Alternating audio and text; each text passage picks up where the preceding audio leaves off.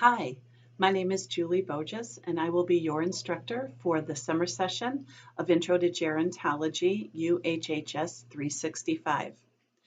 We will be moving through the content of this course very quickly. I have taken a 16-week course and condensed it down to 8 weeks. So in order for you to avoid feeling as though all you're doing in this course is reading content, taking learning assessments, and participating in discussion boards, I will be providing at the beginning of each week a 5 to 10 minute video, very much like this one, that will summarize for you and help you focus on the concepts that I think are the most important for you to understand and know. The way that Moody and Sasser has set up this textbook is in two ways. First, they introduce concepts, and then secondly, they introduce controversies. So the first concept that you'll be learning in this week, in week one, is the concept that as a population overall, we are aging. We are getting older. Average age of our population is getting older. So I want you to understand the concept of population aging. Along with that, I'd like you to understand the theory around demographic changes. It's called the demographic transition theory, which puts a theory forward saying how and why it is that certain populations stay the same, some grow, and some populations decline. So the theory tries to address those issues. I also want you to understand what a cohort is. A cohort is a group of people that were born between a certain period of time, and they experience certain things as a group that will impact how they view aging, how they view their life. So understand what a cohort is. Then, once we get through those concepts of just basically understanding that we are aging as a society, you will be turning your attention to a controversy, which Moody and Sasser say, can there be meaning in old age? If you also read page 15 of the prologue, which I would like for you to do in this textbook, Moody and Sasser talk about the fears that we have as a society about aging. I think it's pretty undisputable that in general, as a society, we don't really look forward to aging. We do everything that we can to avoid it. We don't like to think about it. We really don't like to talk about it. So I applaud you for taking this course because, you probably don't feel like you're very old. You also may not realize or think very much about the fact that you are aging. You're aging from the day that you're born. So it's something that's undeniable that's happening to every single living creature on this planet. Yet it's a topic that we really don't explore enough, and we don't really work at understanding how we can go about shaping our older years while we're still young. I think sometimes we think in a society that you reach a certain age and you're old, 65, 70, and you're all of a sudden labeled as being a senior citizen. And once you hit that mark, it's downhill from there. Life takes a turn for the worst, if you will. Most people by 65 or 70, they have retired from their work, so they no longer have the role that they had before. Most children are grown up and out the door, so they're not parenting on a daily basis. Even at that age, perhaps a person has already lost their spouse. So now they're no longer a husband or wife. They don't have a work role in society. They don't have the label as parent. And it can be a time of exploration for people, a time where they do a lot of life review to review their life, their successes, their failures, and attempt to recreate themselves in their older years. So Moody and Sasser, as a controversy, bring forward this concept that can we have meaning in our older years? Can it be a time of rebirth, of growth, of learning new things? So the traditional way of thinking about old age is that you hit this point and you go south. Moody and Sasser want to bring up this concept of can there be meaning in old age, and can elderly people still learn new things?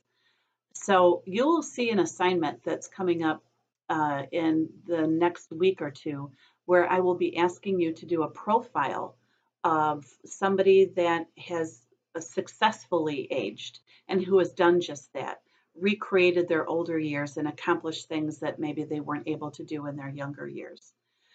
So exploring, can there be meaning, exploring the role of elders in our society. Do you think that as a society, our elders are held to the level of esteem that they should be? When you think about some other societies where the elders are regarded within the family and have a certain level of esteem and status, that is not always the case in our American society. So be thinking about the role of our elders in our society. Be thinking about the importance of a concept called life review and why it is that elderly people engage in life review and what does that accomplish for them. And I also want you to understand the concept of the life course perspective on aging.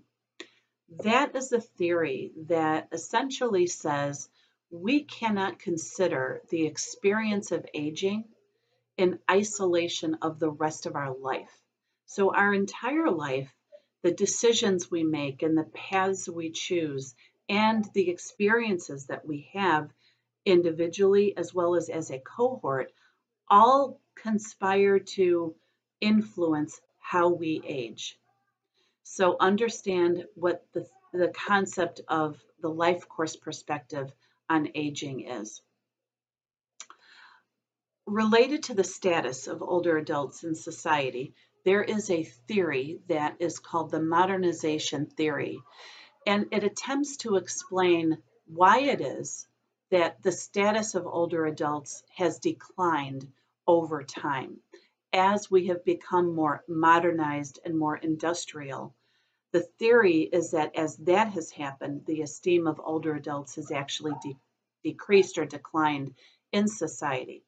However, there is a counter argument to the modernization theory, and in week 1 of your folder, you will find an article that I've posted there that I would like you to read that somewhat rebuts the modernization theory that says, really, did people ever really have a high level of esteem in society? Do we know that? And if we don't really know that, how can we then gauge whether it's declined? So I want you to understand the modernization theory and understand the rebuttal to the modernization theory. Also, in your week 1 folder, there is a very interesting video that I've posted, a TED Talk by a researcher by the name of Laura Carstensen. She's done some very interesting research around the mental health of older adults, and her discoveries are actually very interesting. And I think what her research reveals you will find very surprising. So I don't want to give you the punchline yet. I'd like you to watch the video and see what your reaction is to that video. One last thing I want to say about this course is that as we explore these controversies, I will be putting them out there for you to comment on in a discussion, a Blackboard discussion. I don't want the Blackboard discussion to be just a forum for you to communicate with me. I want that to be a forum where you can communicate with your classmates, trying to simulate to a certain degree us being in a classroom together, having you speaking with each other about these topics. So one of the things that will be very important in terms of your grade for the Blackboard discussions is the extent to which you engage with your peers. I would encourage you to submit your Blackboard comments early on in the week so that you give your classmates time to respond to you. If you wait until 10 o'clock on Sunday night to post a comment, you're not going to be able to get your as much interaction with your classmates. So we will be moving through, as I said, pretty rapidly in this course. You're going to need to jump on these assignments early on in the week. That's why I've opened this course a week early so you can get a little bit ahead of the game with your readings and thinking about some of the assignments. In an 8-week course, it is somewhat challenging to feel as though you have a lot of instruction from the instructor. So I want you to know that you can reach out to me in email if you have questions, comments, or concerns about anything going on in the course.